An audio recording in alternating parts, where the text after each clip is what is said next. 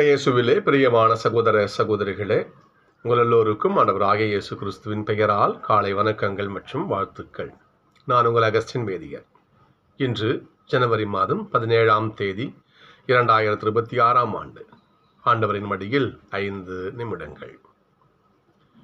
விவிலியத்திலே ஒரு திருவசனம் இவ்வாறு சொல்லுகிறது: நீங்கள் பெற்றுக்கொண்ட அழைப்புக்கு ஏற்ப வாழுங்கள்னு சொல்லுகிறது.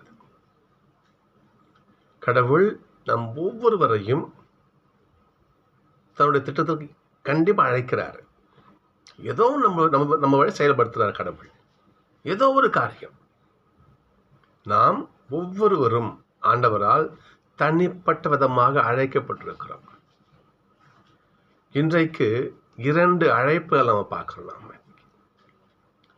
முதல் வாசகத்திலே சவுல் இஸ்ரேல் மக்களுடைய அரசராக பணியாற்ற அழைக்கப்படுகிறார்.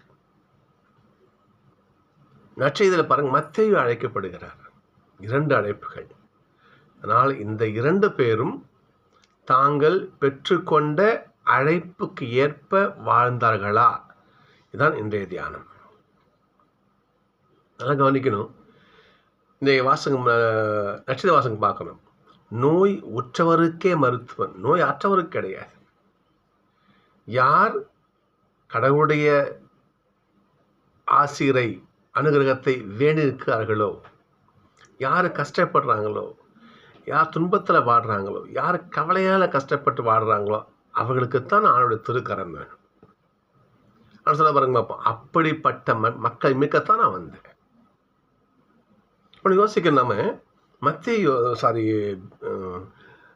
சவுல் அரசர் மிகப்பெரிய ஒரு கோத்திரத்தில் பிறந்தவர் கிடையாது. பெஞ்சமின் குலம், அது மிகச்சிறிய ஒரு இஸ்ரேல் குலத்திலேயே மிக சின்ன ஒரு மக்கள் குலத்தை கொண்ட அந்த ஒரு குலம் அது. அந்த குலத்திலிருந்து தான் அப்பேற்பட்ட இஸ்ரேல் மக்களையே ஆளக்கூடிய ராஜாவை அங்கிருந்து ஆண்டவர் எடுக்கிறார். மத்தேயு பாருங்க பார்ப்போம். மத்தேயு பிறப்பால் யூதரானாலும் ரோமை பேரரசுக்காக என்ன பண்ண அவர் வரி வாங்குற வேலை செய்கிறார். நல்லா கவனிக்கணும். அந்த காலத்துல வரி வாங்குறவர்களே பாவிகள்னு சொன்னாங்க.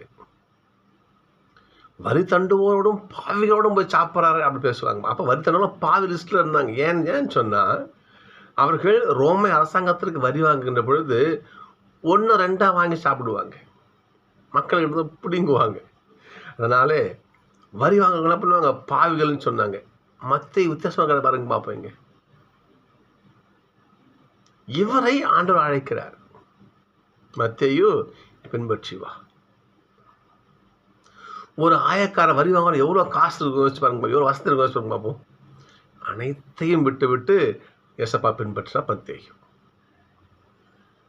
சகோதரர்களே, 2 பேரும் ஆண்டவர் அழைக்கிறார். ஆனால் அந்த அழைப்பை முதலாம் அவர் உதாசீனம் செய்கிறார். அதை பயன்படுத்தி கொள்ளதான் சொல்லணும். அதை பயன்படுத்தி கொள்ளல. அவர் தவறான பாதைக்கு போயிட்டு அந்த அரசருடைய மாண்பை இழக்கிறார். போய் குறி கேட்க போவார் பாருங்க பாப்போம். நான் இந்த போரை ஜெயிப்பனா குறி கேட்க போவார். அப்போ ஆண்டவர் வருத்தம் வரும். நான் இருக்கிறேன், இப்போ என்னை நம்பாம நீ போய் குறி கேட்டு ஜோசியம் பார்த்து நீ என்ன பண்ற, உன்னை காப்பாற்றிப்பான்னு சொல்லிட்டு கடவுளாக தண்டிப்பார் சவுலை. தாவீது அரசராவார். முதல் அழைப்பு அங்கே தோல்வியிலே முடிகிறது. ஆண்டவருக்கு தோல்வி கிடையாது, சவுலுக்கு தோல்வி. 2ஆம் அழைப்பு பாருங்க மத்தேயு. எந்த அளவுக்கு இவர் கடவுளுடைய அரசு அவருடைய வார்த்தையை போதித்தான்னு சொன்னா, எத்தியோப்பியாவிலே போய் இவர் பணியாற்றினார். அவ்வாறு அங்கே பணியாற்றுகின்ற பொழுது கோயில் லட்சத்து போயிட்டு இருக்கார். அப்போ உள்ளூர் பெரும் தலைகள் வராங்க. வந்து இவரை பிடிச்சிட்டு போயிட்டு, இயேசு பற்றிய போதிக்கிறனே வா என்று இழுத்து கொண்டு போய் ஆலயத்திற்கு வெளியே மத்தேயுவை உயிரோடு தோல் உரித்து, ரணம் யோசிச்சு பார்க்கணும். நாம தோலை உரிச்சாங்க, பாரம்பரியம் சொல்லுகிறது. மத்தேயுவை உயிரோடு தோல் உரித்து அவரை சித்திரவதை பண்ணி கொண்டாங்களாம் அந்த மக்கள். சகோதரர்களே, இதான் பெற்றுக்கொண்ட அழைப்புக்கு ஏற்ப வாழ்வு. ஆண்டவருக்காக என் உசிரையும் கொடுக்கிற வாழ்க்கை. சிந்தித்து பார்க்க சகோதரர்களே, நாம் எப்படி வாழறோம்? நம்ம ஒவ்வொருவரும் திருமுழுக்கினால் கடவுள் அழைக்கப்பட்டிருக்கிறோம். நாம் அந்த அழைப்புக்கு ஏற்ப நாம் ஆண்டவரை சார்ந்து ஆண்டவருக்காக அவருடைய வழி கடந்து வாழறோமா யோசிச்சு பார்க்கணும். நாம் சவுல் வாழ்ந்ததைப் போல அவனுடைய அழைப்பை வெறுத்து ஒதுக்குகிறோமா? மத்தேயுவை போல அழைப்பை போற்றி அதற்கு போய் வாழறோமா? சிந்திப்போம்.